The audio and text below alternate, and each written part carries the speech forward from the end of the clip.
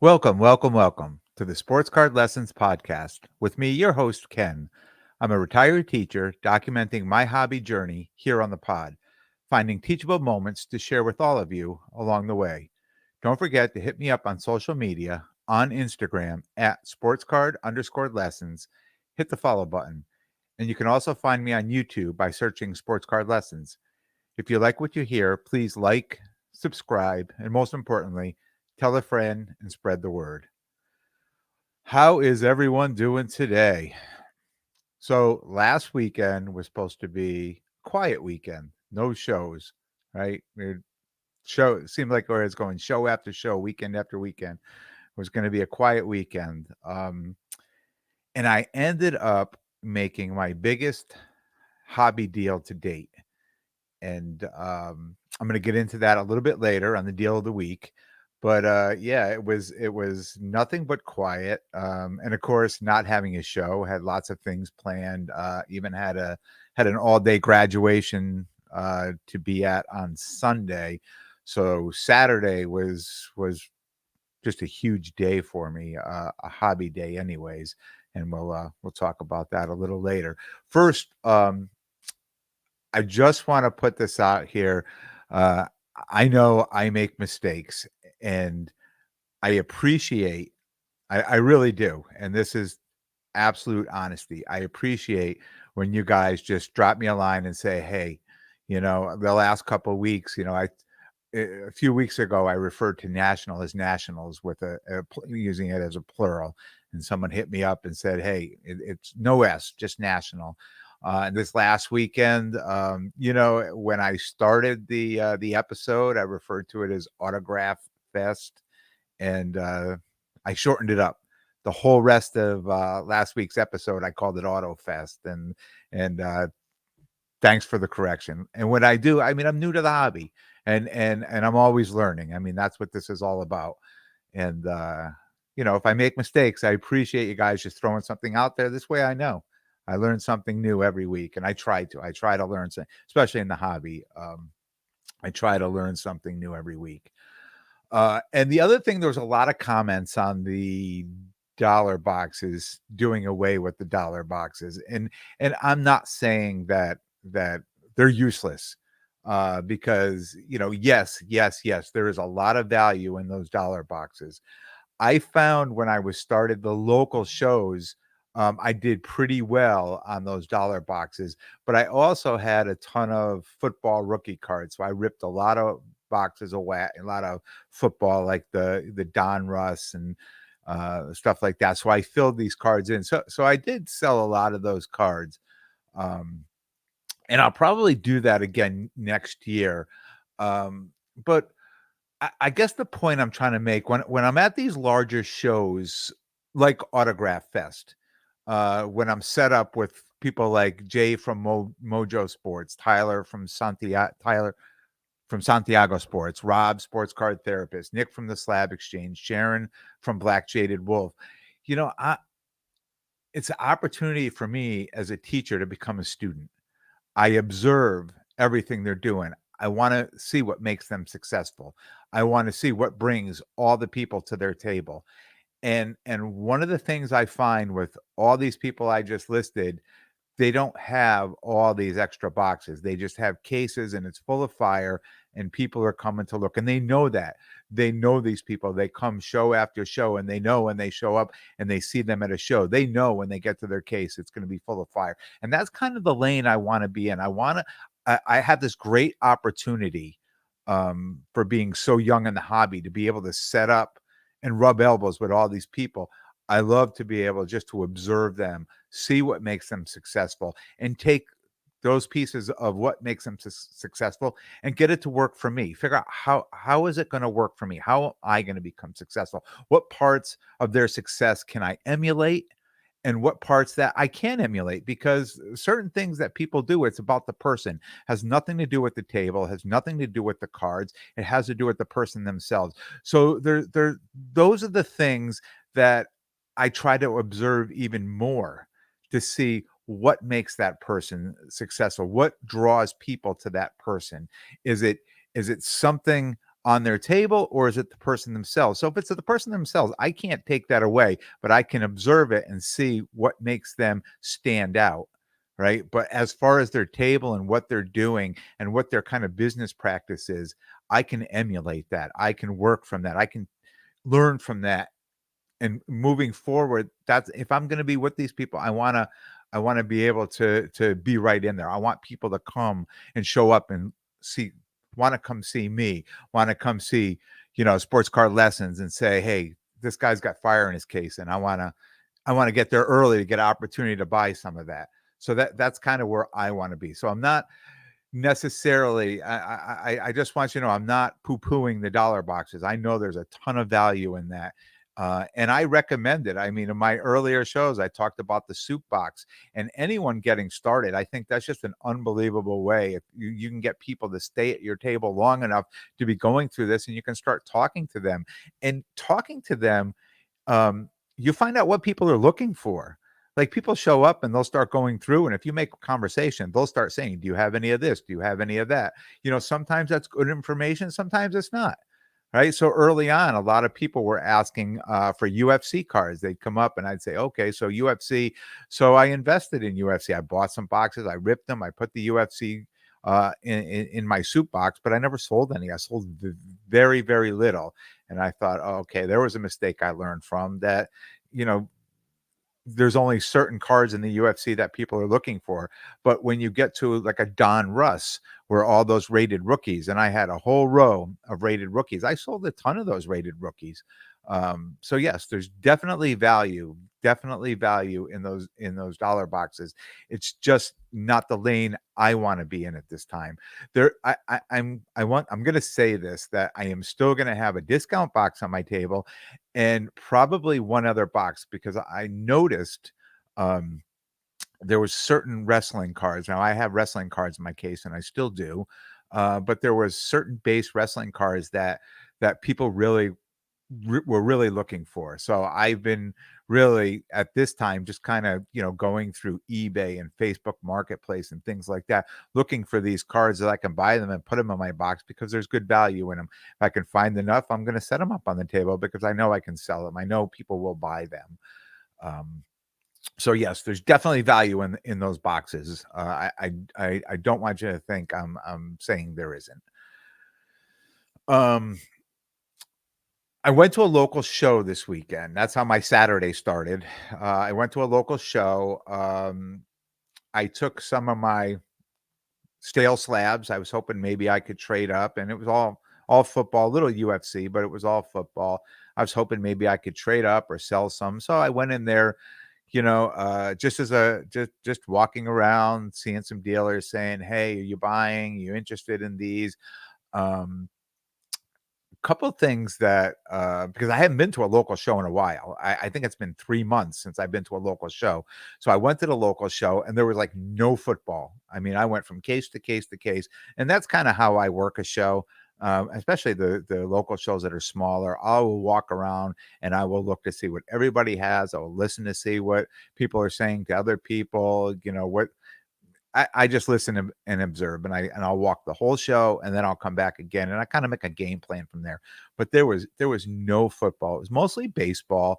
There's a lot of there was a little bit of basketball, um, and I'm going to talk about getting into basketball a little bit later too.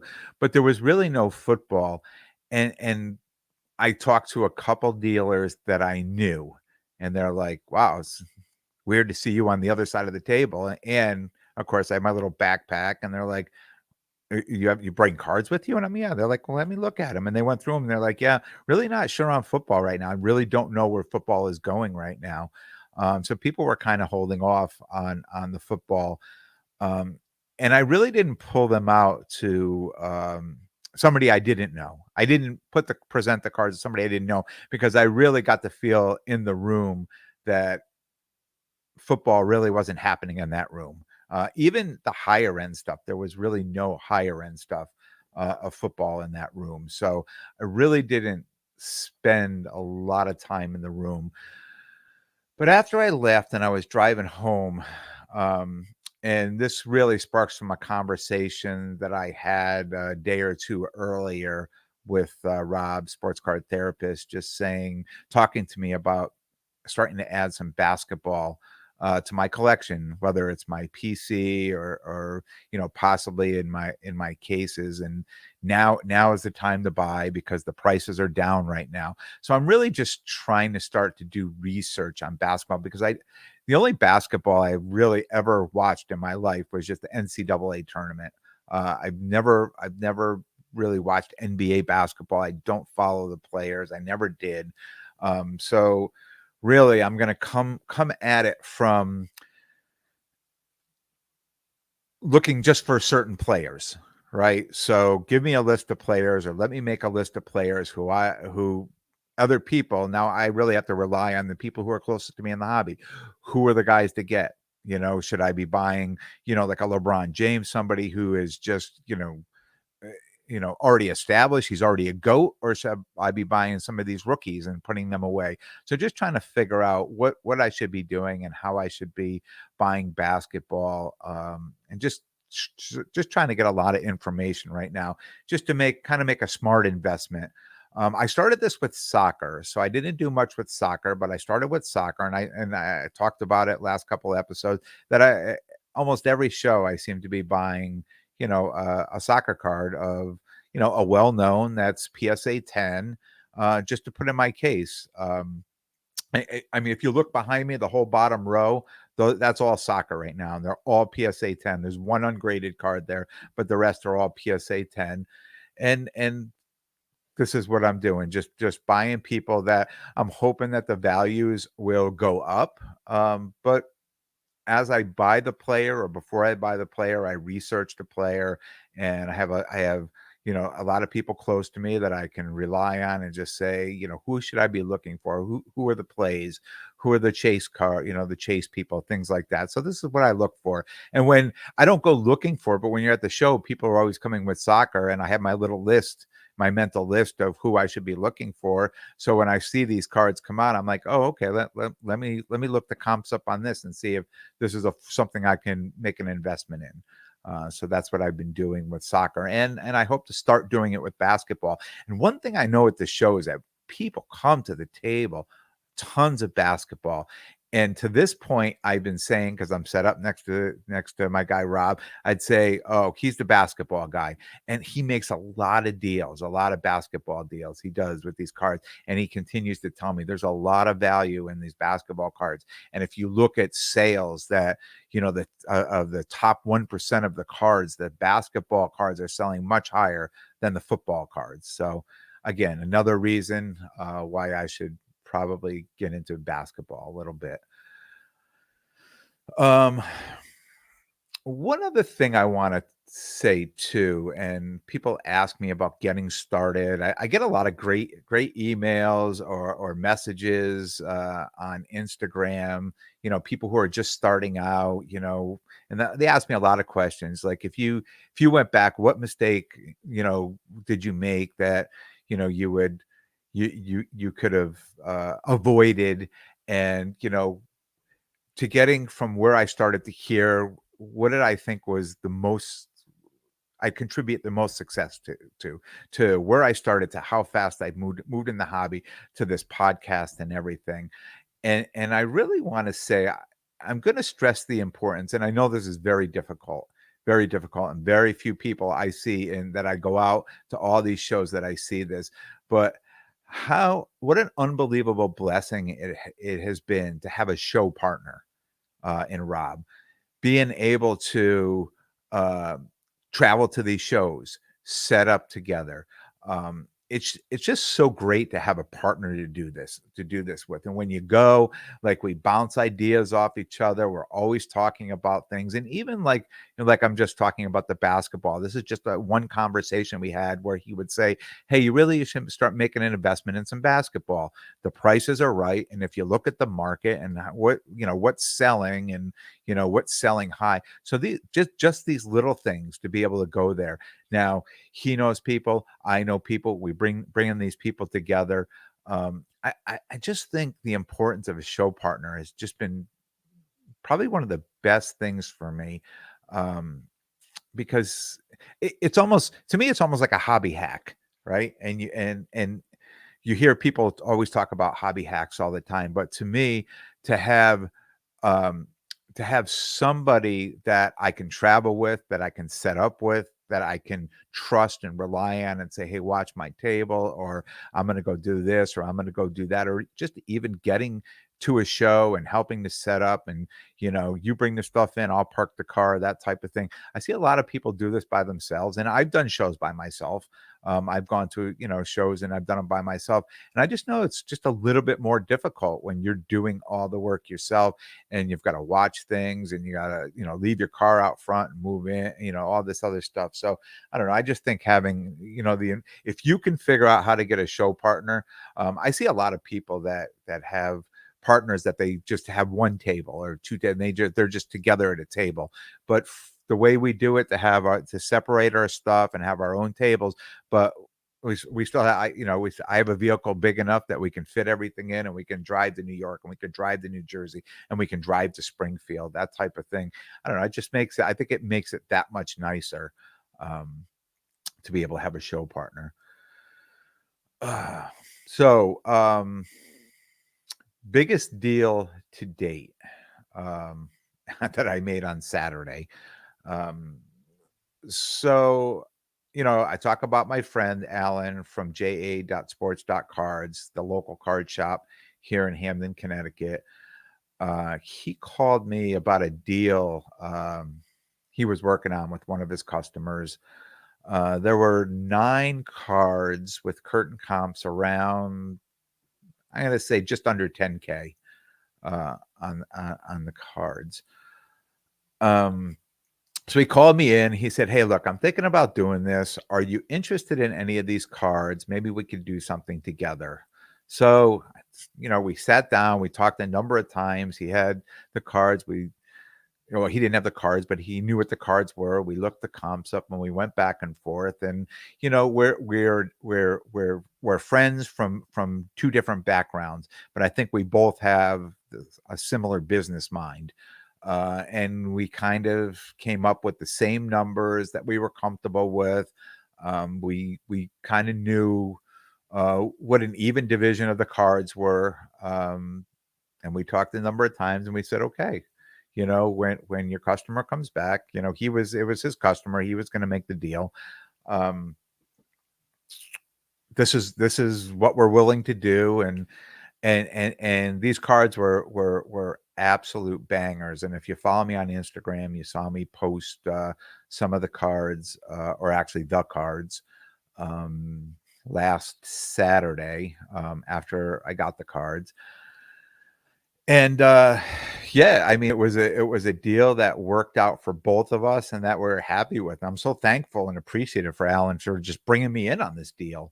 Um, Again, just kind of another hobby hack, just knowing people in the hobby. I met him only a few months ago, and I think, we've both been able to help each other out. I've been able to help him get tables at some shows. He's given me some deal on cards, and now, he's brought me in on this deal here. And um, I recommend, if you're in the hobby and you're really in it, definitely get out and talk to people, get out to the local. And I'm not saying all your local. I think I'm very lucky that my local my local guy down the street ended up being him that opened up. That is just a really great guy. Because we have a few other. There's some hobby stores that I used to travel to, and just not so nice and just not so friendly. Just which I just found unusual. How do you have a store if you're just not going to be friendly? When people come in, you don't want to talk to them. You want to hide behind the desk and, do your own thing. And I have to keep going over and ask a question. And they will walk. And I'm like, it's like work going to that hobby store. And then when I went into Alan's store, I'm like, these guys were so welcoming. When I go in, Alan comes out and we hang, we talk. His son is there. And they have a full-time employee, Lucas, just a great guy. I mean, just really good people. And I've learned so much just going and just keep talking to them and seeing the cards they have, and just became friends. And then this deal came up. So, Yeah, I'm just so thankful and appreciative for him to bring me in on this. And I'm going to talk about the cards that I ended up with. And if you're on YouTube, I'm going to hold the cards up, and if not, I'm going to describe them the best I can. If you're listening on the podcast, um, this is a 2020 Justin Herbert. It's PSA DNA certified. It's a PSA 10 grade on the auto. Justin Herbert is select card, Panini Select. So I just hold that up there. It's an autograph card. Nice looking card. Next was the 2020 Origins. It's a 4-color patch, autographed to 99. Also Justin Herbert. Hold that up there. Just another great card. Great looking card. Next was a 2020 Panini Black Joe Burrow. This is a 3-color patch, autographed to 99. So those are 2 rookie patch autos to 99. And then 2017 limited Patrick Mahomes. So it's his rookie card, 2-color patch, autograph to 149. And I'll hold that up. Now, if you listen to way back at the beginning when I talked about getting, and this is an on-card auto too, getting a card in a break, I'll always go back to that break card because that's what drew me into the hobby. But I've never seen the card. It's still being processed, through Panini. But so I could say I kind of owned a Mahomes autograph card, but now I can say I definitely own a Mahomes autograph card. This one was to 149, but just a great card. I really don't want to discuss the number that we paid for it. Definitely, we got it, below comps, just because Alan owns the store, and I don't know if he would really want me to be divulging that information out there. Just putting it out there to put it out there. But I'll just say we did get the cards under comps, and I'm really happy. One thing that I'm not sure, and this is something I don't think anybody really knows, but with the current financial market, I mean, how's that going to affect the hobby prices? I mean, to me, I think I got a great deal on these cards, and a lot of these off-season cards you see week after week I'm holding up, I've gotten great deals on them.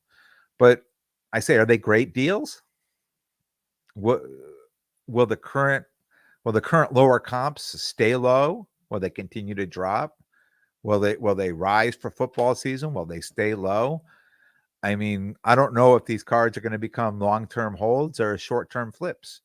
I mean, with the way the economy is, there's really no way to know. I think the next couple of shows before National is really gonna kind of, determine how the market is gonna go. I mean, I bought a card that I bought under comps. It was the No Huddle Mac Jones auto PSA 10 that I bought under comps, and a couple weeks ago I showed you this card. I was so excited about it.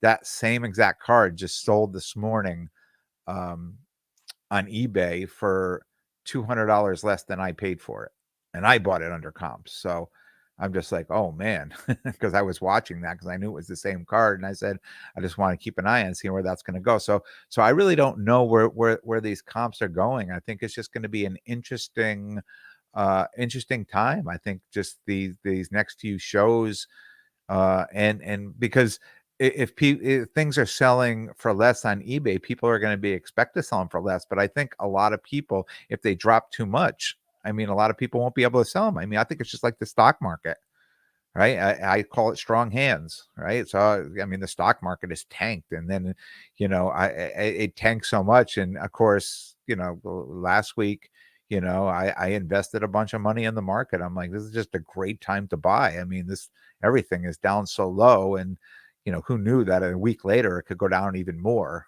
And I was like, oh my God. So and you can't sell those cards. I mean, you could sell those cards, but I'm going to throw numbers out. If you're buying the card at $1,000 and the comp is now $500, how do you sell that card for $500? I mean, I don't need to sell that card at $500.